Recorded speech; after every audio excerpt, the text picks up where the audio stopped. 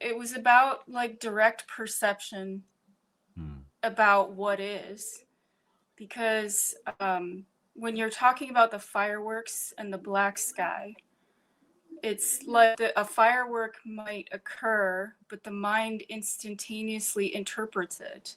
Yes. Because otherwise it feels like totally disoriented if it doesn't come up with some type of interpretation.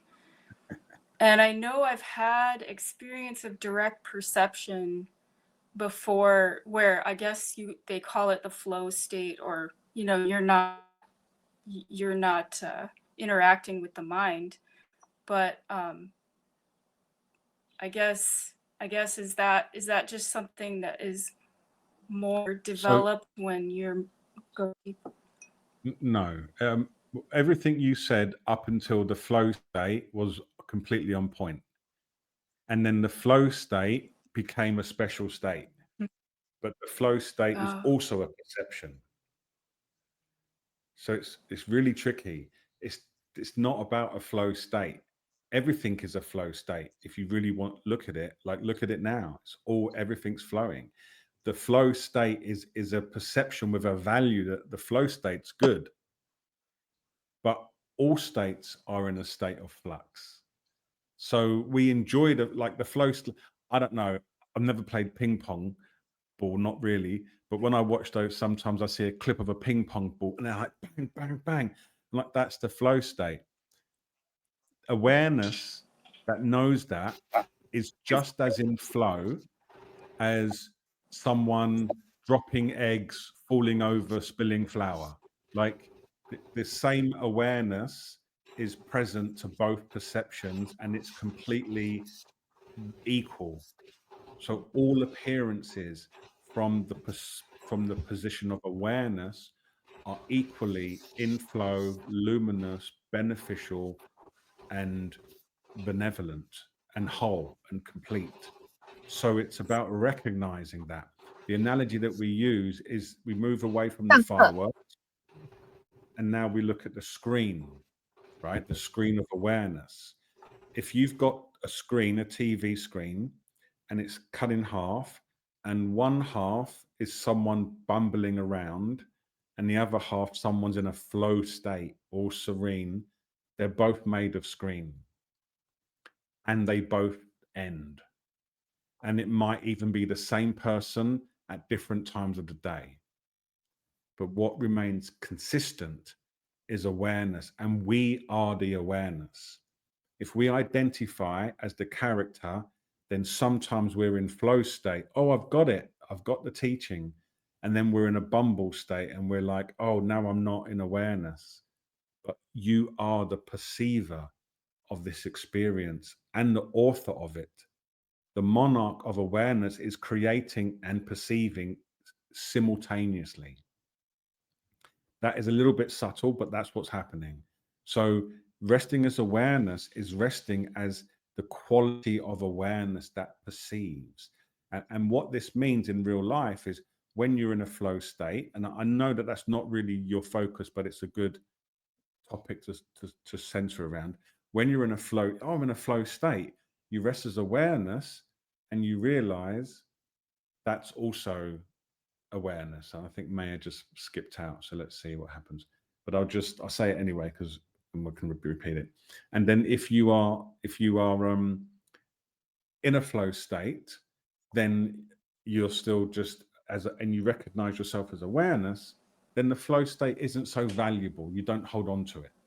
So all I was saying, if you skipped out for a minute there, Maya, is that when you rest as awareness and a flow state appears, or any state that you like, if you don't know your awareness, you hold on to the state. I'm in flow. Look at me, I'm in flow.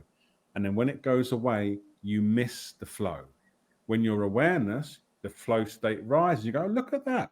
Flow is here. And then flow goes away.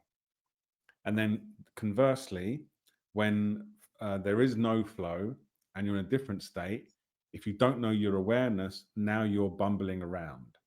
But if you know your awareness, the bumbling appears and you're like, look, a bumbling is here. But you are connected to the stability of your own power to know, because that is who you are. This is one of the most obvious but challenging things to perceive, that you are the knower of experience. You are the knower of experience. Everything is designed to tell you that you're not, right? Design's a strong word.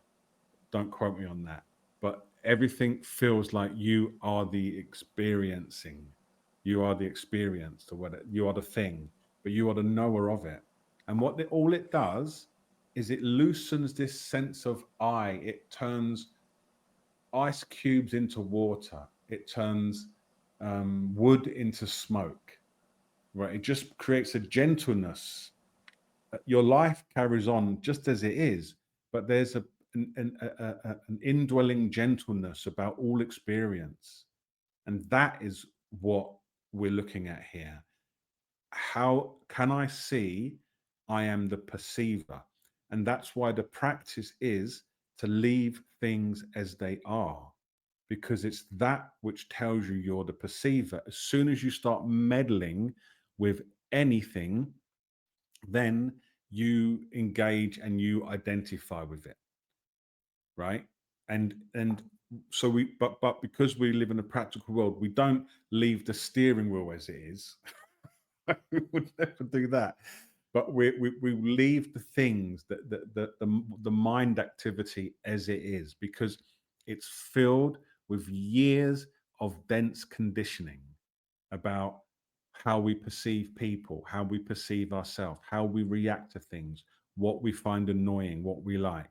And we start to see, wow, there is this inbuilt precious mechanism that what it's doing is it's trying to manage my life.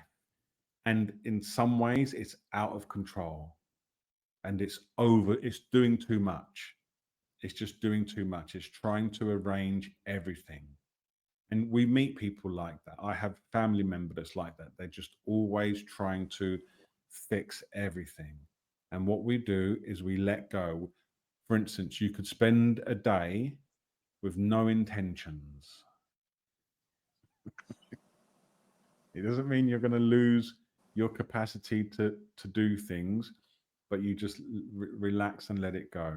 It's so liberating to give yourself permission to just be as you are, because that you are valuable and precious exactly as you are.